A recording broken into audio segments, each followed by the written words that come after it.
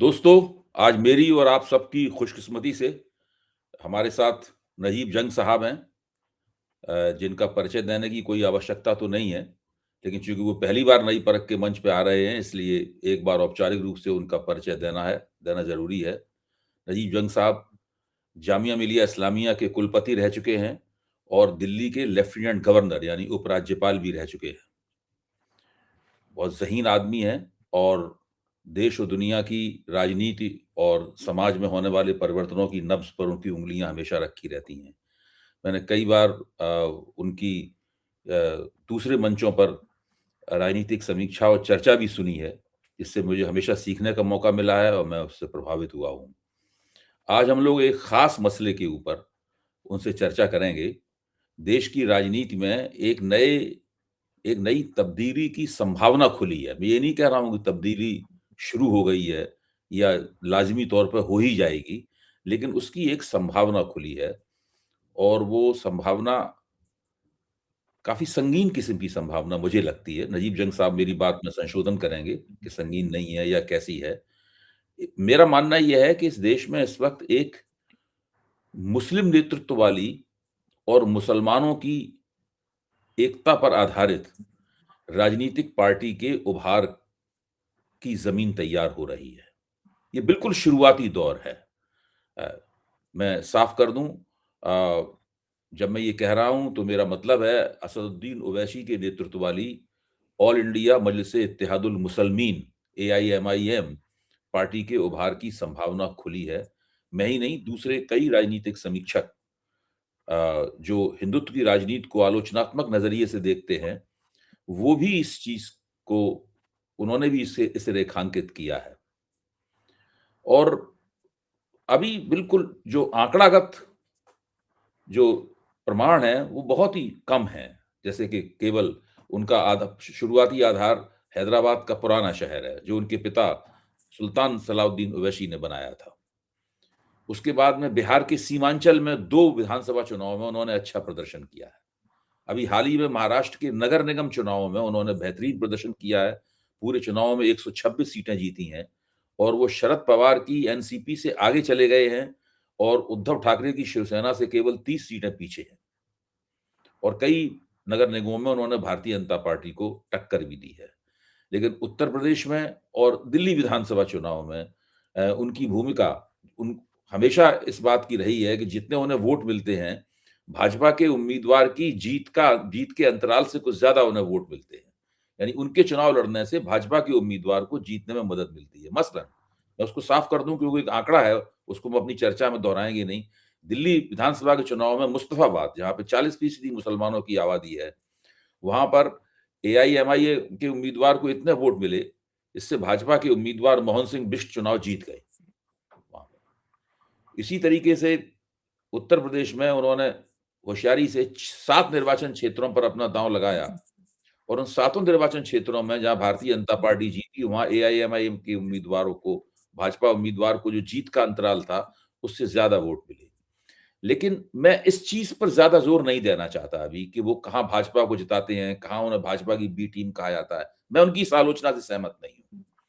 मेरा मानना है कि जब भी कोई नई ताकत उभरती है, तब उसके बारे में ऐसी बातें कही जाती हैं। कांशीराम के बारे में भी इस तरह की बातें कही जाती थीं। राष्ट्रीय स्वयंसेवक संघ ने तो उनको सीआईए के एजेंट तक कहा था कांशीराम को। ये सब बातें कही जाती हैं। मेरा इससे कोई मतलब नहीं। मैं देख रहा हूँ कि अगर आंकड़ागत प्रमाण उपलब्ध नहीं है, तो सर्कमस्टेंशियल एविडेंस भारतीय राजनीति की यानी परिस्थिति साक्ष्य इतने मजबूत हैं कि वो मुसलमान वोटरों को मजबूर कर सकते हैं निकट भविष्य में कि वे अपनी मतदान की प्राथमिकताओं पर पुनर्विचार करें और कांग्रेस और दूसरी तथाकथित सेकुलर या सामाजिक न्याय की पार्टियों को वोट देने के बारे में फिर से सोचें। ऐसी परिस्थितियां बन रही हैं। मैं राजीव जंग साहब के पाले में गेंद उछालता हूं कि वो मुझे बताएं अपना विश्लेषण कि मैं सही सोच रहा हूं या नहीं। अबे जी, एक तो आपका धन्यवाद, आपने मुझे अपने प्रोग्राम में आमंत्रित किया। पहली बार आपने मुझे मौका दिया है, कई सालों से तो आपने मुझे याद ही नहीं किया। आपने खुद बहुत विस्तार से जो वर्तमान परिस्थितियां हैं, उनका उल्लेख किया है। मैं थोड़ा-सा बैकग्राउंड में आपको ले जाना चाहता हूँ कि ये हमको परिवर्तन क्यों दिख रहा है। हिंदुस्तान का मुसलमान अ, एक अजीब-व-गरीब मोड़ पे खड़ा है और उसने ये देखा है कि पिछले 70 साल में उसने सो कॉल्ड सेकुलर पार्टीज़ को अ, अपना रहनुमा माना है। जिसमें सबसे पहले तो कांग्रेस पार्टी थी और उसके बाद फिर रीजनल पार्टीज़ में अगर आप देखें तो सोशलिस्ट पार्टीज़ उत्तर प्रदेश में आईं या बिहार में आईं। तो मुसलमानों ने समझा कि चूँकि उनका विरोध था उस ज़माने में जनसंघ से, तो ये हमारे लिए ठीक होंगे। और इसमें कोई शक नहीं कि मुसलमानों ने दिल खोल के इन पार्टीज़ को वोट किया। कांग्रेस पार्टी ने इसका बहुत फ़ायदा उठाया। उसके बाद फिर समाजवादी पार्टी हो या राष्ट्रीय लालू प्रसाद जी की पार्टी हो, इन सबको दिल खोल के मदद मिली है और इमदाद मिली है। लेकिन इसका नतीजा क्या हुआ है? आज का मुसलमान एक विचित्र मोड़ पे खड़ा है। उसकी सिक्योरिटी डामाडोल है। अगर आप उत्तराखंड की कहानी देखें आज, तो दयनीय परिस्थिति है मुसलमानों की उत्तराखंड में। शायद 2 या 4% आबादी है, लेकिन जिसका दिल चाहे मज़ार तोड़ दे, जिसका दिल चाहे मस्जिद तोड़ दे, जिसका दिल चाहे गिरफ्तारियाँ हो जाएँ, स्कूल बंद हो जाएँ, मदरसे बंद हो जाएँ, नए-नए आयाम और नए-नए कानून बना दिए जाएँ। तो ये एक फीलिंग ऑफ हेल्पलेसनेस आ रही है कि ये सो कॉल्ड सेकुलर पार्टीज़ ने इनको लेट डाउन कर दिया। और अगर आप आवाज़ें भी सुने आज, तो इन सेकुलर पार्टीज़ में मैं समझता हूँ कम्युनिस्ट पार्टी को मैं कभी नहीं गिनता, वो हमेशा ही सेकुलर रहे हैं और उन्होंने अपनी आवाज़ सांप्रदायिकता के खिलाफ उठाई है। लेकिन जो बाकी पार्टीज़ हैं, अगर मैं सोचूँ आज, तो सिवाय शायद राहुल गांधी के अलावा और कोई मुझे ऐसी आवाज़ ताकतवर नहीं दिखती, जो अग्रेसिव हिंदुत्व फोर्सेस के खिलाफ बोलती हो। तो अब अल्टरनेटिव क्या है? एक तो ये देखिए ये था कि मुसलमान के ज़हन में एक बड़ा कॉम्प्लेक्स था कि हम इलेक्शन जितवा सकते हैं। अगर हम वोट कर देंगे, हम 20-25% हैं, हम आपके इलेक्शन जितवा देंगे। ये जो मिथ है, ये भाजपा की जीत ने ख़त्म कर दी। आपने उत्तर प्रदेश में भी देखा, बिहार में भी देखा कि ये जो मिथ थी कि साहब हम इलेक्शन जितवा सकते हैं हमारे दम पे, और इसीलिए इसी के बैकग्राउंड में ये जो मुसलमानों का गलत बिहेवियर था शाबानों पे, वो इसीलिए था कि हम पॉलिटिकल शक्ति हैं साहब, हम तो कानून बदलवा सकते हैं। और उस ज़माने की पॉलिटिकल पार्टी इस दबाव में आ भी गई। राजीव जी तो इस दबाव में ही आए कि एक कानून बदल दिया उन्होंने। तो लेकिन आज की परिस्थिति में कोई फ़र्क नहीं पड़ रहा कि आप उसको वोट दे रहे हैं कि नहीं दे रहे हैं। तो जब फ़र्क भी नहीं पड़ रहा और आपकी कदर भी वो सो कॉल्ड सेकुलर, मैं बार-बार ये सो कॉल्ड शब्द इस्तेमाल कर रहा हूँ, क्योंकि इन सब पार्टीज़ का जो रुझान है वो हिंदुत्व नहीं है, लेकिन सॉफ्ट हिंदुत्व है। क्योंकि वो समझते हैं कि अगर हम मुसलमानों के हित में ज़्यादा बात करेंगे, तो जो हमारा हिंदू वोटर है वो नाराज़ हो जाएगा। और इसलिए ये सॉफ्ट हिंदुत्व की एक अडॉप्शन होता है। तो अब मुसलमान क्या करें? ये एक और अब ओवैसी साहब की एक ऐसी आवाज़ है, अब आप सोचें लोग उनको बहुत क्रिटिसाइज़ करते हैं, कई बार क्रिटिसाइज़ करते हैं। लेकिन अगर आप ओवैसी साहब की स्पीचेज़ सुनें, तो उनमें आपको कभी भी हिंदुस्तान के खिलाफ या हिंदू धर्म के खिलाफ या हिंदुओं के खिलाफ कभी आपको उनकी आवाज़ नहीं सुनाई दी। बड़ा एक लॉजिकल आर्ग्यूमेंट वो पेश करते हैं कि मैं मुसलमानों की हिमायत की बात कर रहा हूँ। वो कभी किसी के एंटी बात नहीं करते और इसी का नतीजा है कि जब सिंदूर हुआ, तो प्राइम मिनिस्टर साहब ने उनको विदेश भेजा कि हमारे लिए हमारा वहाँ नेतृत्व करें या हमारे सफ़ीर बन के जाएँ। तो आज जब उनके मैं अभी कोशिश कर रहा था कि उनका मैनिफेस्टो देखूं, तो बड़ा इंटरेस्टिंग है कि इलेक्शन के दौरान ओवैसी साहब कोई मैनिफेस्टो नहीं बनाते जैसे बाकी पार्टीज बनाती हैं। वो मौके की स्थिति देख के उनका कैंडिडेट बात करता है, क्या परिस्थिति उस क्षेत्र की है, क्या दिक्कतें हैं, क्या आम आदमी की दिक्कतें हैं, उसको लेके आप बात कीजिए। और ये बड़ी इंटरेस्टिंग चीज़ है कि इंसान जो वोट करने जाता है वो देखता है कि जिस कैंडिडेट को मैं वोट कर रहा हूँ वो मेरे दिल की बात कह रहा है, मेरी दिल की तकलीफ समझ रहा है। ये फॉर्मूला बड़ी होशियारी से मैं समझता हूँ ओवैसी साहब अख्तियार कर रहे हैं। तो आपने जो आज महाराष्ट्र में देखा कि 128 सीटें उनकी आई हैं, जिनमें से बाय द वे 5 या 6 गैर मुस्लिम भी हैं। तो वो अपने दरवाजे धीरे धीरे धीरे बढ़ा रहे हैं और बार बार ये बात होती है। और अभय जी, आप क्योंकि सोशियोलॉजिस्ट हैं, ज़्यादा समझते हैं कि कहीं ना कहीं एक एक अग्रीमेंट हो सकता है पिछड़े वर्गों में, जिसमें अब मुसलमान भी आते हैं, अब जिसमें दलित भी आते हैं और माइनॉरिटीज भी आती हैं, जैसे सिख हैं, क्रिश्चियन हैं वगैरह। इनका एक गिरोह बने और उसको लीडरशिप की जरूरत है। आज आज मुसलमानों में पैन इंडिया लेवल पे कोई लीडर नहीं है। आप ये देखें, मुसलमान के जो इंटेलेक्चुअल्स हैं उन्होंने उनको लेट डाउन कर दिया है। मेरे आपके दोस्त आप जैसे लोग जो हैं वो, हम लोग ड्राइंग रूम में बैठ के कहते हैं कि भाई परिस्थितियां खराब हैं। लेकिन जब सीएए में ज्यादती होती है और जब जामिया में डंडे पड़ते हैं और 2019 की राइट्स होती हैं और मुसलमानों पे एफआईआर और चार्जशीट होती है, तो मैं और आप चुप हैं, बस टेलीविजन चैनल पे बोलते हैं। तो नतीजा क्या है कि आप एक रहनुमा को ढूंढ रहे हैं और हर माइनॉरिटी रहनुमा ढूंढ रही है। और आज जब वो लेट डाउन फील करती है सेकुलर पार्टीज की शक्ल में, तो उनको एक एक इंसान उनके सामने दिखता है जो ऑल इंडिया लेवल पे आने की शक्ति रखता है। मैं नहीं समझता कि ओवैसी साहब तमिलनाडु में सक्सीड करेंगे, जहां डीएमके की धर्मनिरपेक्ष पॉलिसीज हैं। मैं ये भी नहीं समझता कि ये केरला में सक्सीड करेंगे। लेकिन मुझे ये विश्वास है कि कुछ हद तक ये जो हमारी काउ बेल्ट है, यहाँ पर मुसलमानों की आबादी है, और वो सीट्स जहाँ मुसलमानों की आबादी ज़्यादा है, चाहे वो मालदा हो, चाहे किशनगंज हो, और उत्तर प्रदेश की कुछ सीटें हों, बहराइच हो या संभल हो, वहाँ वैसी साहब ये जो पैटर्न था मुसलमानों का कि एक धर्रे में चल के जैसे दिल खोल के समाजवादी को वोट कर दिया उत्तर प्रदेश 2022 में, अब वो नहीं होने वाला। अब एक पिक्चर सामने आ रही है और मैं समझता हूं कि मुसलमान ये समझते हैं कि इन लोगों ने हमें लेट डाउन कर दिया है, let's look for an alternative. तो आपका जो एनालिसिस है वो बिल्कुल बचा है कि I think the community as a group and the weaker sections are looking for an alternative, and perhaps they see an alternative, a bold alternative, a courageous alternative in the face of Mr. Owaisi.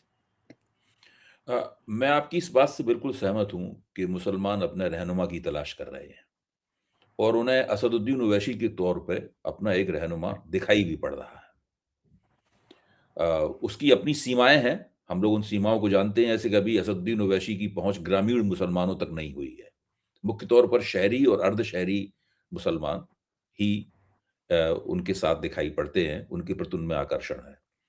दूसरी सीमा यह है कि वो केवल उन इलाकों में सफल होते हुए अभी तक दिखते हैं जहां मुसलमानों की आबादी इतनी है कि मुसलमान वोटों को अगर एकजुट कर लिया जाए और हिंदू वोट स्प्लिट हो जाए, विभाजित हो जाए, तो उनका उम्मीदवार जीत जाता है या बहुत मतलब अच्छा प्रदर्शन चुनाव में करता हुआ दिखाई पड़ता है।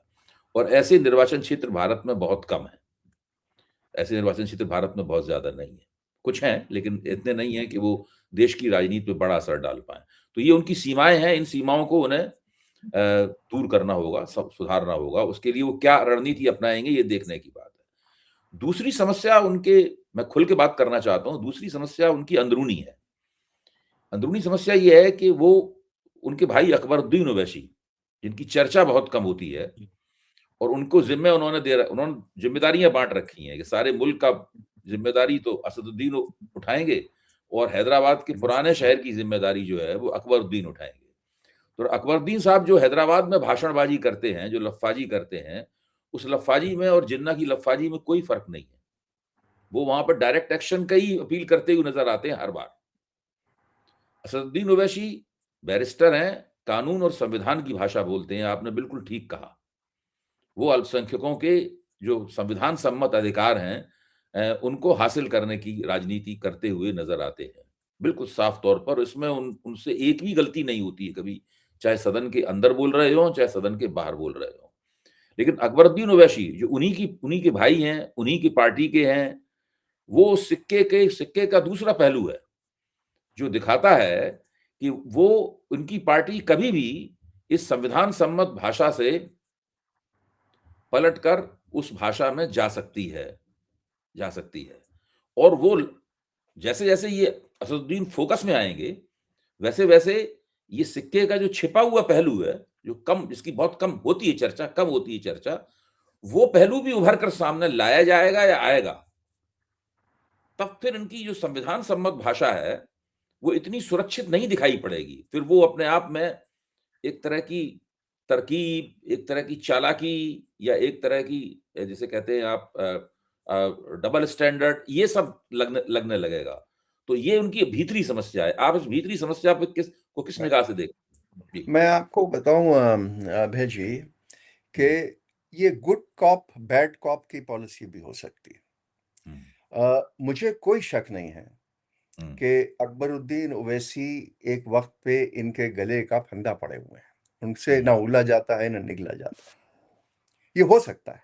हुँ, दूसरा पहलू ये है कि मुसलमान कट्टरपंथी जो जवान है, नौजवान है, हुँ, मसल दिखाना चाहता है, हुँ, उसको भी वो करना बड़ा जरूरी है जो हर पार्टी करती है। हुँ, अगर आप भाजपा में भी देखें तो ऐसे हुँ, लोग हैं जो उटपटांग बात भी करते हैं और ऐसे लोग भी हैं जो बहुत सभ्य बात करते हैं। हुँ, तो is this good cop cop bad cop या अकबर आउट ऑफ कंट्रोल है? तो इसका जवाब तो हमारे पास अभी है नहीं। लेकिन मैं समझ, क्योंकि अभी तक इसका कोई प्रमाण भी नहीं है हैदराबाद में कि अकबर अंडर कंट्रोल है। और मुझे समझ में नहीं आता कि ओवैसी ओवैसी साहब सीनियर उनको क्यों नहीं कंट्रोल कर पाते। तो ये एक बात है, लेकिन ये तो वक्त बताएगा। हुँ, आपने जो शहरी बात की, देखिए हर चीज को अंदर समाने में वक्त लगता है। देहात में पहुंचने में वक्त लगेगा, लेकिन पहुंच सकते हैं।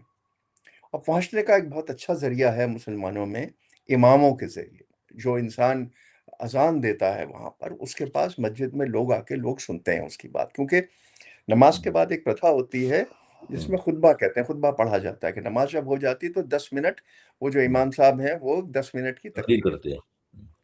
तो ये एक बड़ा अच्छा माध्यम है ओवैसी साहब के लिए देहात में पहुंचने का, अगर उन्होंने अभी तक नहीं किया है। और तीसरी बात मैं आपसे जो मैंने पहले इशारा किया था कि ओवैसी साहब का प्लान मेरे ख्याल ये है कि दलित्स को किसी न किसी तरह मुसलमानों में जोड़ा जाए, ताकि एक बहुत बड़ा पैक्ट, क्योंकि अगर 14% 15% मुसलमान हिंदुस्तान में हैं और 16% दलित हैं, और जहां उनको लीडरशिप नहीं मिल रही है, क्योंकि मायावती जैसी आप देख रहे हैं कि वो खत्म की दिशा में हैं। हुँ, और मैं नहीं समझता कि चंद्रशेखर रावण के वो पर्सनैलिटी है अभी कि वो दलितों के लीडर बन गए हों। हुँ, तो दलितों को भी एक आवाज की जरूरत है। हुँ, और कितना ही आप रिजर्वेशन कर लें, कितना ही आप समझें कि उनकी उनकी उनकी स्थिति अच्छी हो गई है, दलित भी एक लीडर ढूंढ रहा है। हुँ, तो उनमें से भी एक सेकंड इन कमांड आ सकता है जो ओवैसी साहब के साथ हो। अगर मैं ओवैसी साहब की जगह होता तो लार्जर परिप्रेक्ष्य में मैं ये एक माइनॉरिटीज का कंग्लोमरेशन ढूंढता, कि जिसमें दलित भी होते, जिसमें क्रिश्चियन भी होते और जिसमें सिख भी होते। आपसे क्योंकि खुली बात हो रही है, इसमें क्योंकि कोई शक नहीं है आज कि आज का सिख भी बड़ा कंसर्न है। ये चीज अखबार नहीं लिखते, लेकिन जो हमारी सिख समाज है वो भी बहुत कंसर्न है कि हमारा नंबर कब आएगा ये ज्यादतियों में। और आज वो सुरक्षित इसलिए हैं कि पंजाब में उनके नंबर्स हैं। लेकिन सिख तो दिल्ली में भी हैं। हमने 84 का भी दंगा देखा है। हमने हमने भोपाल में और इंदौर में और रायपुर में और सागर में और ग्वालियर में आर्मी के मेजर्स का कत्ल देखा है 1984 में। तो इंसान का दिमाग पलटने में ज्यादा टाइम नहीं लगता है, और वो कंसर्न, वो जो घाव है, वो अभी भी हरा है। तो ओवैसी साहब की अगर लीडरी बढ़नी है तो वो केवल मुसलमान समाज को एक्सेप्ट करके और चंद हिंदुओं को अपनी सीटों में जिता के ये नहीं चलेगा। और मैं समझता हूं कि ओवैसी साहब पॉलिटिकली इतने ज़हीन हैं कि वो अपने आप को इसमें लिमिट नहीं करना चाहते। उन्होंने, देखिए, बहुत बदनामी झेली है जब आप कहते हैं कि साहब वो बी टीम है। दुनिया भर कह रही है कि साहब उन्होंने तो पैसे ले लिए, यूपी में मुसलमानों को हरवा दिया। ऐसा नहीं है कि उनको ये नहीं मालूम, हुँ, और ऐसा ये नहीं है कि उससे वो सेंसिटिव नहीं है। हुँ, मेरा ये ख्याल है कि ओवैसी साहब जो कहते हैं, and I am willing to give him the benefit of doubt, कि हमें अगर अपनी कंस्टिट्यूंसी बनानी है तो हमें ये करना होगा। हमें 10 इलेक्शन 5 इलेक्शन हारने पड़ेंगे। जनसंघ की भी 2 सीटें थी और कांशीराम जी ने भी 0 से शुरू किया था। तो ये जब आपको अपनी कंस्टिट्यूंसी बनानी है तो उसमें तो वो रिस्क्स लेने बहुत ज़रूरी हैं। मैं समझता हूँ कि ओवैसी साहब वो रिस्क लेने के लिए तैयार हैं और उनको, जैसे आपने फरमाया कि ये महाराष्ट्र इलेक्शन के बाद वो झलक दिख रही है। अभी तक तो ये बहुत दूर की बातें थी, लेकिन वो एक हिम्मत दिखा रहे हैं। वो बिहार में उन्होंने 2 सीटें जीते, इस बार 4-5 जीत गए। उत्तर प्रदेश में 7 सीटें लड़ी, कोई नहीं जीते, लेकिन नंबर 2 पे आ गए कई जगह। अब वो बंगाल पहुंचेंगे, बंगाल में भी वो 2-3 सीटें, अब वो नुकसान पहुंचाएंगे सो कॉल्ड सेकुलर पार्टीज का, मैं मानता हूं, लेकिन इसमें वक्त लगेगा। और अगर ओवैसी साहब मुसलमान इंटेलेक्चुअल क्लास को अपील करने लगे, जो कुछ बोलता नहीं है, और अखबारों में चीजें आने लगी और ओपिनियन बदलने लगे, जैसे उर्दू प्रेस का और वर्नाकुलर प्रेस में ओपिनियन बदलने लगे, तो ओवैसी साहब can make a difference to this Muslim community. पहले बहुत लोगों ने कोशिश की है, आपको याद होगा, सोशलिस्ट थे डॉक्टर फरीदी साहब लखनऊ में, उन्होंने अपनी पार्टी बनाई थी मुस्लिम मजलिस, वो भी चले कुछ दिन। यहाँ मैं समझता हूँ, और कुछ लोगों, मुशावरात वाला एक्सपेरिमेंट हुआ था। मुशर्रफ जी, हाँ, अच्छा, शहाबुद्दीन साहब भी वो लोग चाहते थे कि मैं कुछ करूं, लेकिन वो एक्सट्रीमिज्म नहीं चला। अब ओवैसी साहब जो हैं वो मुसलमानों के हित की बात कर रहे हैं, लेकिन कम्युनल बात नहीं करते। ये डिस्टिंक्शन हमें ड्रॉ करना बड़ा जरूरी है, और अकबर को वो कंट्रोल कर लेंगे जब वक्त आएगा, मेरा ये मानना है। अभी तो गुड कॉप बैड कॉप है कि हैदराबाद का जो अग्रेसिव कट्टरपंथी मुस्लिम तबका है, उसको कैसे अट्रैक्ट कर, वो आपके हाथ से ना निकल जाए। तो आपने इस चर्चा में एक बिल्कुल नई बात कही है। मुझे ये मानने में बिल्कुल हिचक नहीं है कि मेरे दिमाग में ये बात नहीं आई थी। आपने बिल्कुल नई बात कही है। वो ये है कि इस देश में एक तो बहुसंख्यकों की पार्टी है, जो भारतीय जनता पार्टी है, निश्चित रूप से बहुसंख्यकवाद यानी मेजॉरिटेरियनिज्म पे विश्वास करती है, और वो एक परमानेंट मेजॉरिटी की खोज कर रही है। चाहे वो वोटर लिस्टों में हेर-फेर के ज़रिए परमानेंट मेजॉरिटी हासिल करे, या सांप्रदायिक अपील करके मुसलमानों को एकजुट करके 40% या उससे ऊपर जाने की कोशिश करे वोटों में। ये कोशिश उसकी लगातार जारी है, और वो कामयाबी के बहुत नज़दीक है, मैं ये मानता हूँ। कामयाबी के बहुत नज़दीक है। दूसरी तरफ एक बहुजन थीसिस है, जिसको कांशीराम ने पैरोकारी इसकी की थी, कि अगर हम धर्म परिवर्तन किए हुए मुसलमान और अति पिछड़े और दलित ये मिल जाएं, तो भी एक परमानेंट मेजॉरिटी हासिल कर लेंगे, और वो लगातार बहुजन है, वो ज्यादा रहेंगे। वो caste majoritarianism, professor Ayan Vora ने एक बहुत अच्छा फॉर्मुलेशन किया था, कास्ट मेजोरिटेरियनिज्म है ये। लेकिन आपने एक बिल्कुल तीसरी थीसिस अभी दी है। वो थीसिस यही है कि ना बहुजनों की ना बहुसंख्यकों की एक अल्पजनों की पार्टी होनी चाहिए। ऐसे लोगों की पार्टी होनी चाहिए जिनकी संख्या, जो संख्या में कम है, उसमें हिंदू भी शामिल हैं, मुसलमान भी शामिल हैं, सिख भी शामिल हैं, और मैं अपनी तरफ से उसमें ईसाइयों को भी जोड़ देता हूँ। और मैं अपनी सेकुलर तरफ से हिंदूज भी शामिल हैं, हाँ, और मैं अपनी सेकुलर तरफ से हिंदूज भी शामिल हाँ, अपनी तरफ से बौद्धों और जैनों को भी जोड़ देता हूँ मैं अपनी हैं। तरफ जी से। जी हाँ, बौद्धों और जैनों को भी जोड़ देता हूँ। जी। जैनों ने तो नहीं, जैन तो काफ़ी हद तक बीजेपी के साथ हैं, लेकिन बौद्धों ने बीजेपी के साथ जाने की बजाय अपने आप को दूसरे अ, हिस्से में रखना पसंद किया है। तो ये अल्पजन, यानी हिंदी का एक शब्द, एक पत्रिका भी निकलती थी अल्पजन, वो मुझे याद आ गई, वहीं से मैंने शब्द लिया है ये, हैं। अल्पजनों की एक पार्टी बन सकती है, और असदुद्दीन ओवैसी जैसे लोग और कुछ दूसरे लोग मिलकर उसको राष्ट्रीय स्तर पर, राष्ट्रीय स्तर पर खड़ा कर सकते हैं। अ, और उसके लिए ज़रूरी है कि उनको अकबरुद्दीन ओवैसी को नियंत्रित करना पड़ेगा। उनका जो एक सांप्रदायिक लफ़ाज़ी है, वो कुल मिलाकर इस प्रोजेक्ट के साथ नहीं टिक सकती, ये सही बात है। अब आपको क्या लगता है कि जब ये संभावनाएँ महाराष्ट्र के नगर निगम चुनावों से खुलने लगी हैं, और सोशल मीडिया पर खूब चर्चा हो रही है, राष्ट्रीय स्वयंसेवक संघ वाले भी ज़ोर-ज़ोर से इस बात को कह रहे हैं। बताइए, दिलचस्प बात है। वो भी ज़ोर-ज़ोर से इस बात को कह रहे हैं, क्योंकि उनको लगता है कि ये तो बीजेपी का काम आसान कर देंगे। जो अगर एक मुसलमानों की पार्टी बन गई, तो आज़ादी से पहले जो एक नज़ारा था कि कांग्रेस, जिन्ना कहते थे कांग्रेस को कि हिंदू पार्टी है, और मुस्लिम लीग को कहते हैं, हम मुसलमानों के वाहिद नुमाइंदे हैं, हैं? द ओनली स्पोक्समैन, जो आयशा जलाल ने लिखा है, ओनली स्पोक्समैन है। तो ऐसी ऐसी हालत में भाजपा मानती है उसके लिए काम आसान हो जाएगा हिंदुओं की गोलबंदी करना, है? तो बजाय इसके कि भाजपा का काम आसान किया जाए, जो दूसरे राजनीतिक दल हैं, जिनको हम सो कॉल्ड या कथित कहकर बुला रहे हैं, और ठीक ही कथित कह के बुला रहे हैं, क्योंकि जिस तरह के सेकुलरिज्म को मेरे और आप जैसे लोग मानते हैं, उस सेकुलरिज्म की डगर पे तो ये लोग चल नहीं रहे हैं लंबे अरसे से।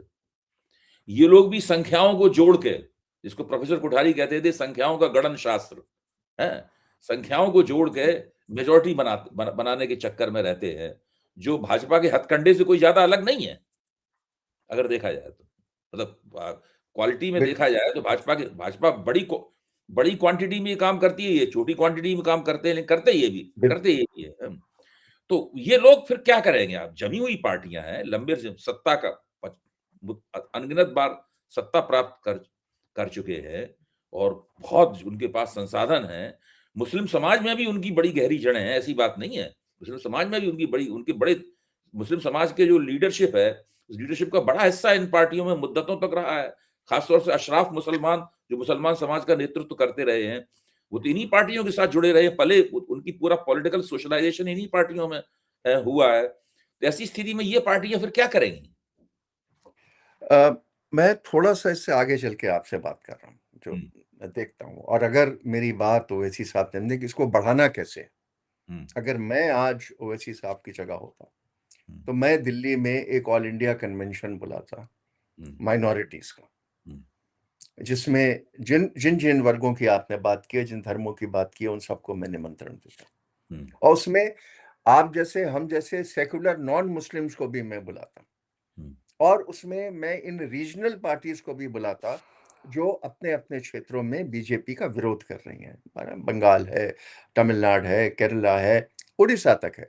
हुँ, इनको मैं बुलाता और नॉर्थ ईस्ट से बुलाता, हुँ, और फिर जो हम और आप डिस्कशन कर रहे हैं, वो मैं उनके सामने पेश करता हुँ, कि देखिए ये है हमारे सामने, हुँ, और इससे हमें अब एकजुट होकर लड़ना है। ये जो इंडी आपने बनाया, इंडी अलायंस बनाया, हुँ, हुँ, मैं इस इंडी अलायंस को एक डिफरेंट शक्ल दे रहा हूँ, हुँ, और वो शक्ल का नेतृत्व हुँ, चाहे वो ऐसी करें, चाहे कोई और करे, लेकिन this will be an alliance of all minorities plus those regional parties हुँ, जिनको मुसलमानों की काफी मदद मिलती है।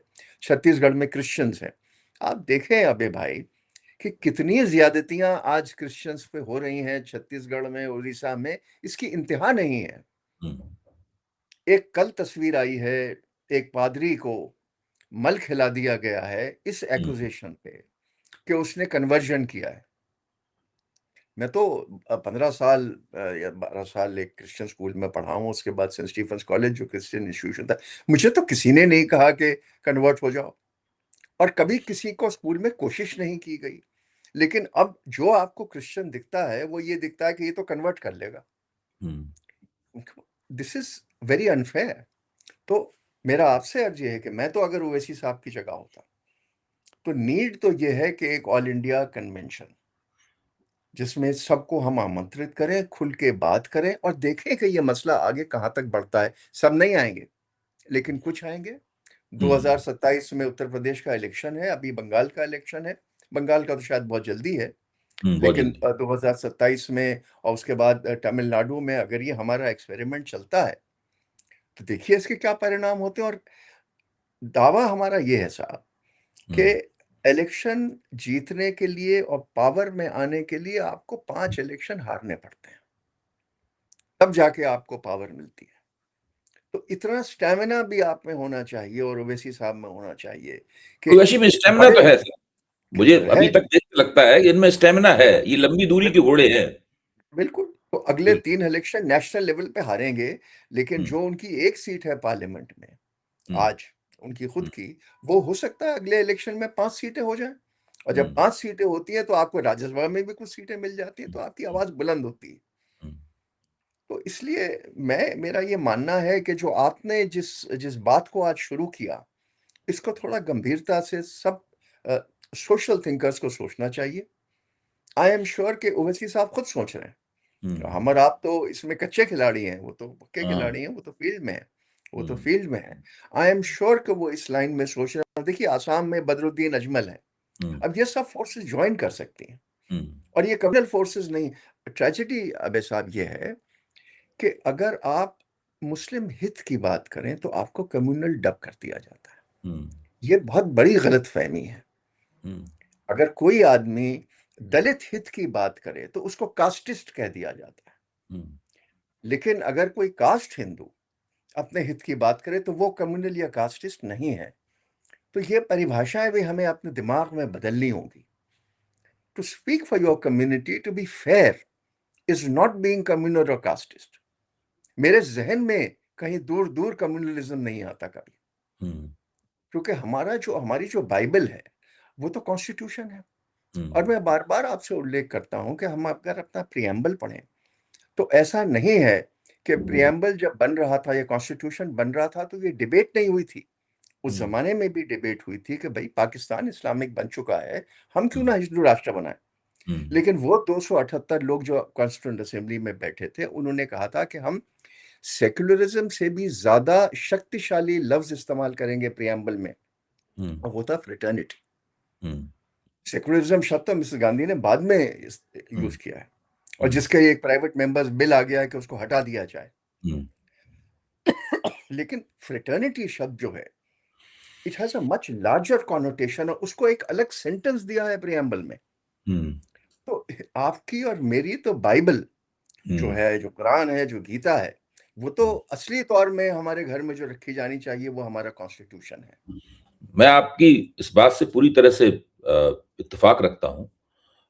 मैं भी आपकी तरह संविधान का बहुत बड़ा प्रशंसक हूँ और मैं लिख भी चुका हूँ, बोल भी चुका हूँ और काफ़ी मैंने इस पे काम भी किया है कि स भारत का संविधान एक बहुत अनूठी रचना है। ये इसमें पश्चिमी संविधानों की नकल नहीं माना जाना चाहिए। उसमें कुछ ऐसी बातें हैं, जिनके बारे में पश्चिम में कभी सोचा भी नहीं गया। अभी आपके साथ बैठकर इस बारे में भी चर्चा करेंगे कि हमारे संविधान की विशेषताएँ क्या हैं, जो दुनिया में उसे एक अनूठा अनूठा दस्तावेज बना देती हैं। तो बहुत-बहुत शुक्रिया नजीब जंग साहब, आपके साथ बातचीत करके बहुत अच्छा लगा। एक नई बात निकल कर आई आपसे चर्चा में, एक तरह का नया फ़ॉर्मूलेशन, एक तरह का नया सूत्रीकरण हम लोगों के सामने आया। देखिए, हम लोग तो जैसा आपने कहा कुछ आर्म चेयर इंटेलेक्चुअल हैं, अपने-अपने ड्राइंग रूम, अपने-अपने टीवी और अपने-अपने लैपटॉप के सामने बैठे हुए, ख़याल-गोई करते रहते हैं। लेकिन जो लोग फ़ील्ड में हैं, जैसे ओवैसी साहब फ़ील्ड में हैं और दूसरे लोग भी फ़ील्ड में बहुत से हैं। जैसे कि एक गेंद अब दरअसल जो लोग गेंद राहुल गांधी के पाले में भी है। राहुल गांधी को भी इस बारे में सोचना होगा कि ओवैसी जैसी जो ताकतें उभर रही हैं, उनको वो गैर भाजपा विपक्ष का हिस्सा बनाएँ या ना बनाएँ। ओवैसी हर बार कोशिश करते हैं। अभी उन्होंने महागठबंधन का बिहार में हिस्सा बनने की कोशिश की थी, लेकिन तेजस्वी ने उनसे आखिर में बातचीत भी चली, मना कर दिया। उसके बाद वो इंडिया गठबंधन में भी जाने की कोशिश करते हैं, लेकिन उनको बाकायदा उससे बाहर रखा जाता है ओवैसी को। क्योंकि लोगों को लगता है अगर इनको शामिल कर लिया, तो मुसलमान वोटों पर उनका जो अपना हक है, वो उत्तरोत्तर सीमित होता चला जाएगा मतलब। लेकिन वो तो जा रहा है, वो तो हाँ, जा वो तो व रहा है। अच्छा, उनके वो तो वैसे भी जा रहा है उनके, जी। क्योंकि माहौल ऐसा बना हुआ है देश में, जगह-जगह लिंचिंग हो रही है, गोरक्षा के नाम पर, बुलडोज़र न्याय चल रहा है। क्या घर वापसी या लव जिहाद, थूक जिहाद, मुसलमानों को जेल में रखना लंबे अरसे तक और फिर बाद में ये कह के छोड़ देना 20-20 साल बाद कि वो उनके ऊपर कोई आरोप नहीं साबित हुआ। उनके जो मॉन्यूमेंट्स हैं, स्मारक हैं, उनकी खुदाई लगातार करते रहना।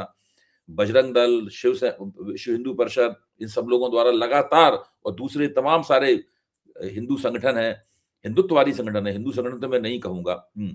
उनके द्वारा लगातार एक आक्रामक मुहिम चलाते रहना, सारे देश में मुसलमानों के खिलाफ घृणा की आंधी चल रही है, इस वक़्त हालत ये है। चलाई जा रही है, चल नहीं रही है, चलाई जा रही है और जो पार्टियाँ जिनको मुसलमान वोट देते हैं, वो उसको रोक पाने में असमर्थ हैं। तो ऐसे में एक माहौल तो ऐसा बनता ही है कि भई मुसलमान सोचेंगे भई इनको वोट देने से फ़ायदा क्या है? धीरे-धीरे ऐसा सोचने वालों की संख्या बढ़ेगी। तब उनके सामने ये प्रस्ताव जो हम लोगों ने खोजा है, हम लोगों ने जो रेखांकित किया है, ये प्रस्ताव हो सकता है तब कुछ काम आए। तो बहुत-बहुत शुक्रिया, आज की चर्चा बहुत ही उपयोगी रही और मुझे उम्मीद है कि आप अपने कीमती वक़्त में से कुछ लम्हे निकालेंगे, आगे भी जब हम आप आपसे निवेदन करें कि आप ज़रूर, नई मंच पे आए। बहुत-बहुत शुक्रिया। ज़रूर, थैंक यू।